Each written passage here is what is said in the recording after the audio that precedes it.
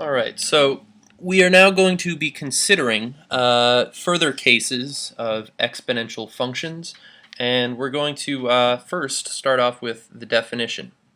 Alright, so the definition of exponential functions.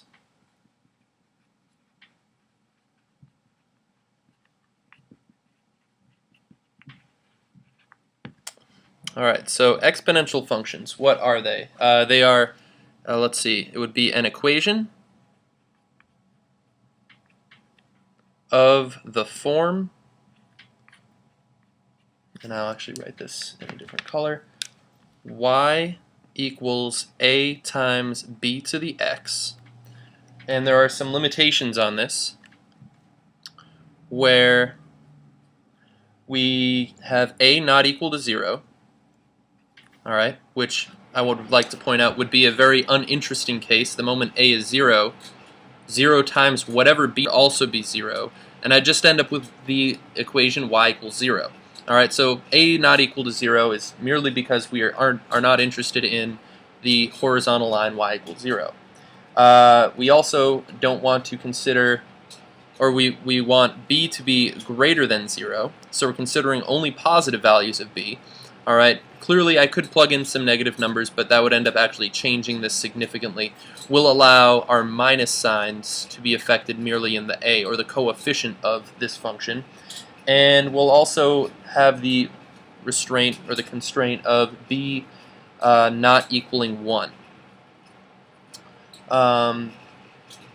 And the reason we don't want b equal to 1, if you consider actually raising 1 to any power, 1 to the 3rd power is 1, 1 to the 10th power is 1, 1 to the pi power is 1, 1 to negative powers is 1. So that would actually reduce this just to being y equals a times 1, or y equals a, which is once again horizontal lines which do not have that general shape of exponential functions.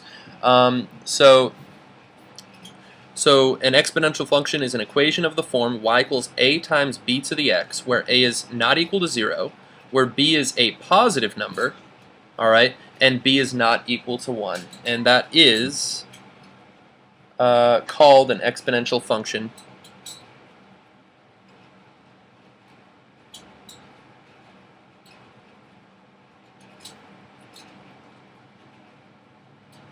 of base b. I guess I'll put b. So b is the thing that's going to be have the greatest effect on its general shape.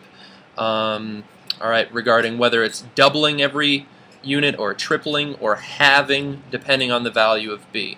Alright, a is going to affect its, I guess if I change that by a magnitude, so if I have that affecting it, or its sign, where it could be then an upside down curve. But this is our definition of exponential functions. We do have those certain restraints, and we'll now look at some general graphs of these functions. So, if I'm considering graphs of exponential functions, so graphs of the form y equals a times b to the x. Alright, so I want to consider all possible cases. Let's see, I think this is visible over here. Yep, it is. So this is actually what I'm going to consider my quadrant. We'll graph a few of these on top of each other. And I want to consider just some initial cases. So let's consider case 1. We'll have a is positive, and let's have b be greater than 1. Alright, so we're considering all values of b that are greater than 1. And that'll actually be, an example that would fall within that would be the y equals 2 to the x that we saw earlier. Alright, 2 was the base. Technically the value of a here was an invisible 1 in front of that 2. Alright.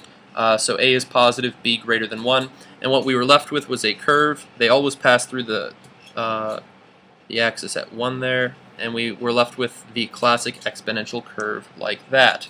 The second case that we'd want to consider, let's consider when a is negative. All right, and b is also greater than 1. All right, so an example of that would be something to the effect of y equals negative 2 times, say, 3 to the x. All right, the 3 to the x is merely going to be affecting, that means it's going to be tripling every unit. The minus 2 is suggesting that we're going to be actually having a negative graph in this case. So it'll actually look like this. It'll pass through at negative 1 in this case, and would look something like that. All right, it'll actually be much steeper than this one was, so it's actually growing negative way faster than the original graph was. And the minus sign, or the negative value of a, is causing it to be upside down. Let's see. I think I got a purple marker here. That should work. Let me erase this case. Actually, I might be able to fit it right here. Case 3. Let's consider a being positive. All right. A really is only affecting whether it's right side up or upside down.